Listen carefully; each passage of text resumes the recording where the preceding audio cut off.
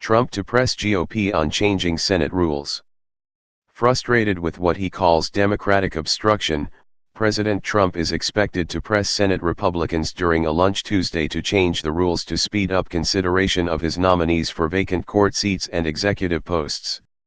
It has taken an average of 84 days to confirm Trump's nominees, far longer than for the 4 presidents who preceded him, according to the Partnership for Public Service, a nonpartisan group that tracks confirmations. Waiting for approval of almost 300 nominations, worst in history. Democrats are doing everything possible to obstruct, all they know how to do, Trump tweeted Saturday. Republicans on the Senate Rules Committee approved a measure last month to shorten the debate time for nominees on the floor, but the idea doesn't have Democratic support. Senate Majority Leader Mitch McConnell, RKY, has yet to say whether he will try to implement the change with a controversial party line vote known as the nuclear option.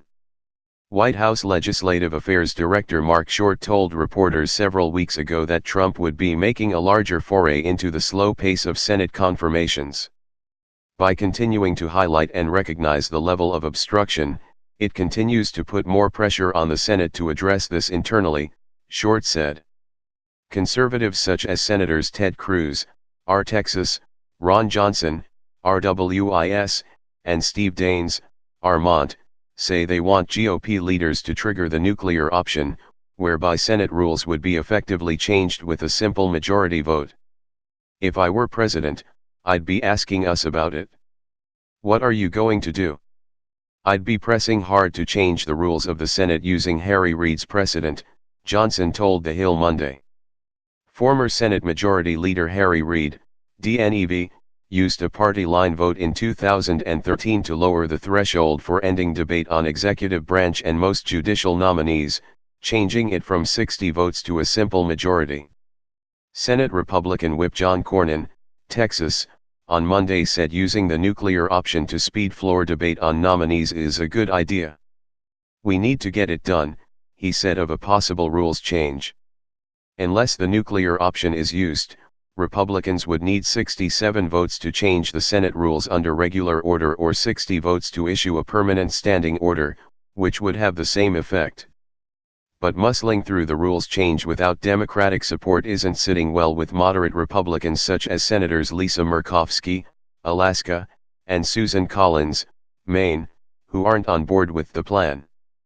Murkowski says debate time for nominees should be shortened only if Democrats agree to change the rules. She says a partisan rules change without Democratic votes would encourage them to run roughshod over the minority party rights when they someday take back the chamber. Republicans control 51 seats, but with Senator John McCain, R. Arizona, away from the Senate indefinitely while he undergoes treatment for brain cancer, they have an effective majority of only 50 seats and could not afford a single defection if the nuclear option were triggered. No Democrat is expected to vote for the rules change.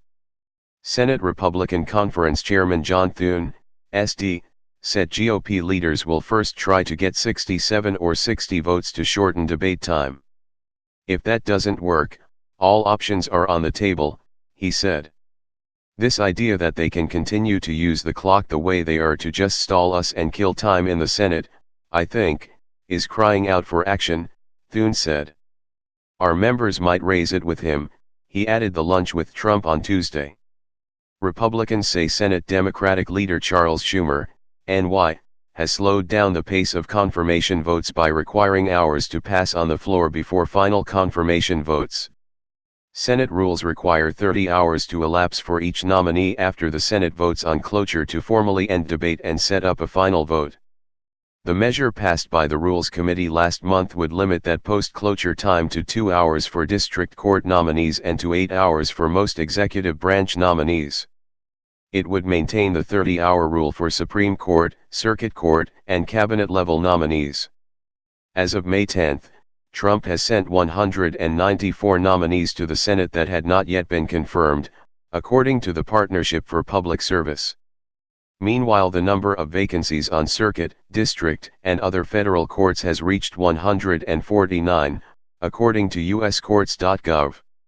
Trump has repeatedly pressed McConnell to change the Senate's rules unilaterally to speed work on his agenda, only to be repeatedly rebuffed. He urged Senate Republicans in January to use the nuclear option to pass an omnibus spending deal over Democratic objections. If stalemate continues, Republicans should go to 51%, nuclear option, and vote on real, long-term budget, he tweeted. Changes to Senate rules are just one of the items expected to be on the agenda for Tuesday's lunch.